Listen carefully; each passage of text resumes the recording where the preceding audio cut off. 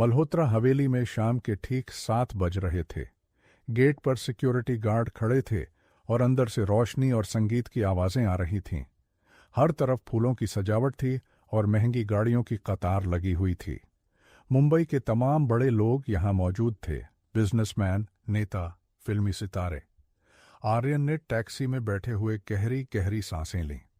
उसके हाथ कांप रहे थे और माथे पर पसीना आ गया था। वो अपने आप से लड़ रहा था।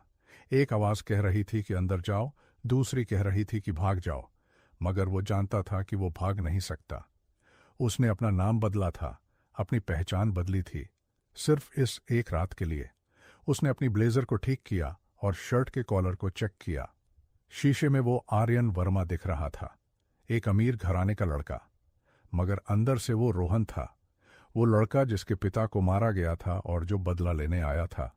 उसने भटनागर का मैसेज पढ़ा। डॉ वर्धन तैयार है, कल हम कोर्ट में अर्जी दाखिल करेंगे।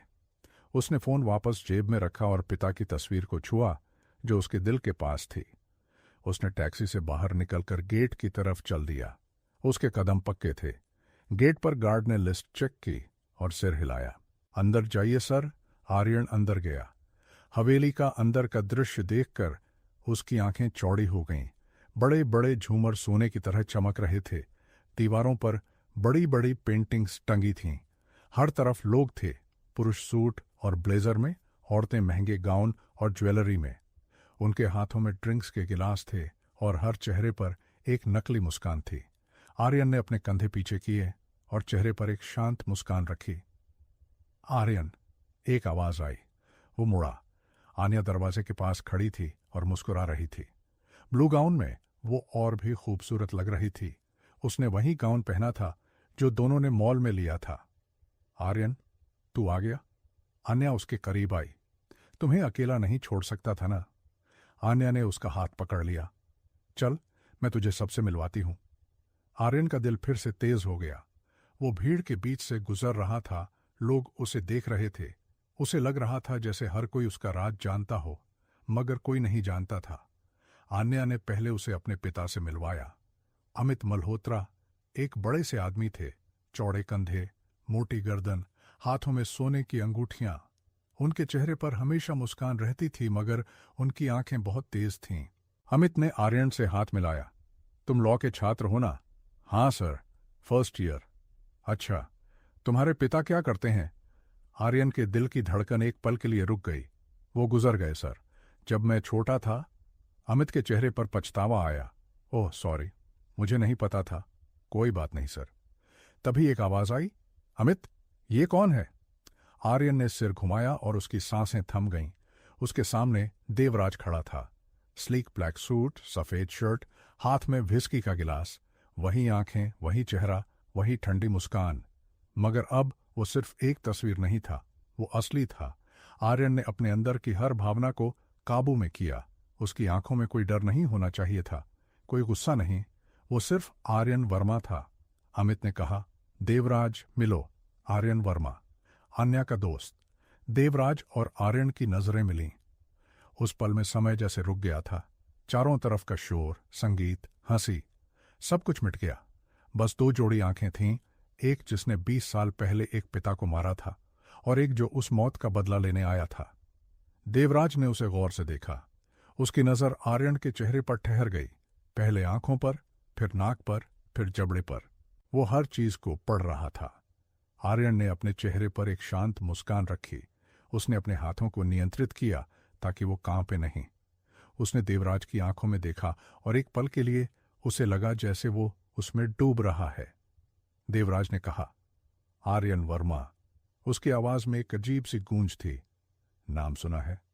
तुम नए हो ना यूनिवर्सिटी में? हाँ सर, आर्यन ने कहा। उसकी आवाज शांत थी। नया एडमिशन हुआ है। देवराज ने ड्रिंक का एक घूंट लिया और उसे देखता रहा। तुम कहीं पहले मिले हो मुझसे? आर्यन का दिल धड़क गया, मगर उसने बिना कोई भाव दिखाए जवाब दिया, नहीं सर, पहली बार है। अजीब है। देवराज ने अपना सिर थोड़ा झुकाया। तुम मुझे किसी और की याद दिलाते हो, बहुत पुरानी याद है। आर्यन ने बिना पलक झपकाए जवाब दिया, शायद आपकी याददाश्त आपको धोखा दे रही है सर। देवराज की आंखें एक पल के लिए सिकुड़ गईं। उसकी मुस्कान गायब हो गई। तुम्हारा कॉन्फिडेंस तुम्हारे पिता की देन है या खुद की कमाई? ये सवाल उसे जांचने के लिए था। मेरे पिता ने मुझे कुछ नहीं दिया सर, वो मर गए। जो कुछ भी हूं अपनी मेहनत से हूं, देवराज ने तंज से मुस्कुराकर कहा। अच्छी बात है, मगर याद रखना, इस शहर में कॉन्फिडेंस की कीमत बहुत बड़ी होती है। कभी कभी तो जान देने के बाद भी नहीं चुकाई जा सकती। आर्यन को लगा जैसे देवराज ने उसे एक घूंसा मारा हो। मैं समझ गया सर। देवराज ने उसे एक बार और देखा, थोड़ी देर तक।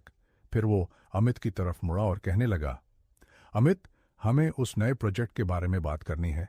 दोनों चले गए। आर्यन ने राहत की सांस ली, मगर उसके हाथ कांप रहे थे। उसने गिलास को टेबल पर रख दिया ताकि कोई उसके कांपते हाथ न देखे। आन्या उसके पास आई। तू ठीक है? तेरा चेहरा पीला पड़ गया है। आर्यन ने मुस्कुराने की कोशिश की। हाँ, बस थोड़ा गर्म है यहां। आन्या ने उसका हाथ पकड़ा। चल, बगीचे में चलते हैं। दोनों बगीचे में चले गए। हवेली से बाहर एक बड़ा सा बगीचा था जहां हरी हरी घास थी और फूलों की क्यारियां थीं। दूर एक छोटा सा तालाब था। यहां हवेली के अंदर का शोर नहीं आता था, बस पत्तों की सरसराहट थी। आर्यन ने गहरी सांस ली। ठंडी हवा उसके चेहरे को छू रही थी। आन्या उसके बगल में खड़ी हो गई। दोनों कुछ देर चुप रहे। फिर आन्या ने उसकी तरफ देखा। उसकी आंखों में एक उलझन थी, एक सवाल और एक सच। आर्यन, मैं तुझे कुछ बताना चाहती हूं। आर्यन ने उसकी तरफ देखा। आन्या ने गहरी सांस ली। मुझे लगता है मैं तुझसे प्यार करने लगी हूं। आर्यन के शरीर में बिजली दौड़ गई। वो सुन्न हो गया। उसने आन्या की तरफ देखा। वो सच कह रही थी। उसकी आंखों में कोई झूठ नहीं था, मगर वो उससे प्यार नहीं कर सकता था। वो उस आदमी की बेटी थी जो उसके सबसे बड़े दुश्मन का पार्टनर था। आर्यन ने अपना सिर नीचे कर लिया। उसकी आंखों में आंसू आ गए थे, मगर उसने उन्हें छुपाने की कोशिश की। आन्या, तुम नहीं जानती तुम क्या कह रही हो। मैं जानती हूं। मैंने तुम्हें देखा है आर्यन। मैंने तुम्हारी बातें सुनी हैं। मैंने तुम्हारी आंखों में देखा है। मैं जानती हूं तुम क्या हो। आर्यन ने अपना सिर उठाया और उसकी आंखों में देखा। उसकी आंखों में दर्द था, गुस्सा था और एक गहरी उदासी थी। मगर तुम नहीं जानती मैं कौन हूं। आन्या ने पीछे हटकर उसे देखा। उसकी आंखों में नमी थी। उसके होंठ कांप रहे थे। फिर बता दो, मुझे बता दो कि तुम कौन हो। आर्यन ने अपनी आंखें बंद कर लीं और एक गहरी सांस ली। उसने आंखें खोलीं और आन्या के चेहरे को अपने हाथों में ले लिया। मैं तुम्हें बहुत चोट पहुंचाऊंगा, आर्यन ने कहा और उसकी आवाज टूट गई। उसके आंसू बहने लगे। और तुम मुझसे नफरत करोगी। तुम मेरे चेहरे को देखना बंद कर दोगी। आन्या ने उसके हाथों को अपने हाथों से पकड़ लिया। मैं तुमसे कभी नफरत नहीं करूंगी, चाहे तुम कोई भी हो। मैंने तुम्हें देखा है, तुम्हारे अंदर का आदमी देखा है, और वो आदमी बुरा नहीं है। आर्यन ने आन्या को अपने करीब खींच लिया और उसे गले लगा लिया, इतनी जोर से जैसे वो उसे खोने से डर रहा हो। उसने अपना चेहरा उसके बालों में छुपा लिया। मुझे माफ कर देना, बस मुझे माफ कर देना। आन्या ने उसे अपने सीने से लगा लिया। उसे समझ नहीं आया कि वो क्यों माफी मांग रहा है, मगर उसे लगा कि अगर वो उसे इस वक्त अकेला छोड़ देगी तो वो टूट जाएगा। दोनों देर तक एक दूसरे से लिपटे रहे, बगीचे में, ठंडी हवा के बीच, एक ऐसे सच के बीच जो अभी तक सामने नहीं आया था। आर्यन उस रात पार्टी से जल्दी निकल गया। उसने आन्या को कहा कि उसकी तबीयत ठीक नहीं है। आन्या ने उसे जाने दिया, मगर उसकी आंखों में एक सवाल था। बाहर आकर आर्यन ने गहरी सांस ली। रात की हवा ठंडी हो गई थी और आसमान में बादल छाए हुए थे। उसने हवेली के गेट से कुछ दूर चलकर एक दीवार के सहारे खड़ा हो गया। उसने अपनी जेब से पिता की तस्वीर निकाली। तस्वीर पर उसके आंसू गिर रहे थे। पापा, मैं आज उसके सामने खड़ा हुआ। मैंने उसकी आंखों में देखा, मैंने उसकी आवाज सुनी। उसने तस्वीर को अपने दिल के पास दबाया। वो डरता है पापा। वो नहीं जानता कि मैं कौन हूं, मगर वो डरता है। मैं आ रहा हूं। उसने तस्वीर वापस जेब में रखी और आंसू पोंछ दिए। वो अब रोने नहीं वाला था। वो मुड़ा और अंधेरी सड़क पर चलने लगा। उसके पीछे मल्होत्रा हवेली की रोशनियां धीरे धीरे छोटी होती जा रही थीं। एक बस स्टॉप पर पहुंचकर वो खाली बेंच पर बैठ गया। उसने अपना फोन निकाला और प्रिया को एक मैसेज भेजा। मैं ठीक हूं, मिल लिया उससे। उसने अपनी आंखें बंद कर लीं। देवराज की आंखों में वो डर, भले ही छोटा था, मगर वो था, और वो डर ही उसका हथियार बनेगा। वो जानता था असली जंग तो अभी शुरू हुई थी। उधर हवेली के अंदर देवराज अपने कमरे में बैठा था। उसने खुद को बंद कर लिया था। उसका दिमाग उस लड़के पर था। आर्यन वर्मा की आंखें और चेहरा किसी और की याद दिलाता था। देवराज ने अपना फोन निकाला और एक नंबर डायल किया, वो नंबर जो वो सिर्फ आपातकाल में इस्तेमाल करता था। डिटेक्टिव, उसने कहा, और उसकी आवाज में बेचैनी थी। उस लड़के आर्यन वर्मा की पूरी फाइल चाहिए मुझे, कल सुबह तक मेरी टेबल पर चाहिए। देवराज ने फोन रखा और अपनी कुर्सी पर पीछे झुक गया। उस लड़के की आंखों में एक आग थी, वही आग जो उसने 20 साल पहले विक्रम की आंखों में देखी थी। थोड़ी देर बाद उसका फोन फिर से बजा। डिटेक्टिव था। सर, माफ कीजिए इतनी देर में फोन करने के लिए। मैंने उसका एक छोटा सा बैकग्राउंड चेक किया। बोलो, देवराज ने कहा। सर, कोई रिकॉर्ड नहीं है। देवराज की आंखें सिकुड़ गईं। क्या मतलब, कोई रिकॉर्ड नहीं है? सर, मैंने हर जगह चेक किया। राशन कार्ड नहीं, वोटर आईडी नहीं, स्कूल का कोई रिकॉर्ड नहीं, कुछ भी नहीं, जैसे वो लड़का कहीं से आया ही ना हो। देवराज का चेहरा सफेद पड़ गया। उसने फोन रख दिया और देर तक उसे घूरता रहा।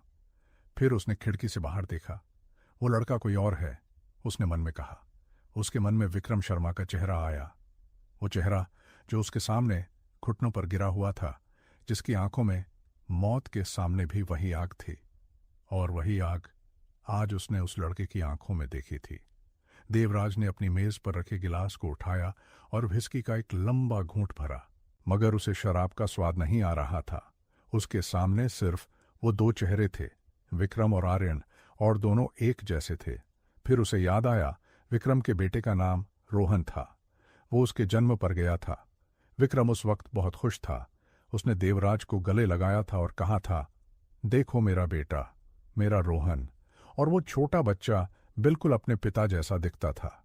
देवराज ने गिलास को टेबल पर पटक दिया और अपनी आंखें बंद कर लीं।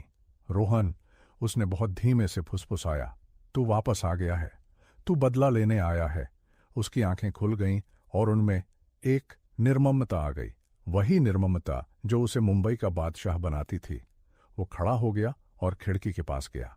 बाहर मुंबई की रोशनियां फैली हुई थीं और उनमें कहीं वो लड़का छुपा हुआ था। देवराज ने अपने होंठ भींचे और गहरी सांस ली। उसने अपने पिता को मारा था, वो उसके बेटे को भी मार सकता है, मगर उसके दिल की गहराइयों में एक छोटा सा डर था। वो डर जो हर उस आदमी को होता है जो सोचता है कि उसका अतीत उसका पीछा कर रहा है। देवराज ने खिड़की के शीशे पर अपना माथा टिकाया और देर तक बाहर देखता रहा। रात का अंधेरा गहरा था और उसमें कहीं एक लड़का छुपा हुआ था, एक लड़का जो उसकी नींद हराम करने वाला था।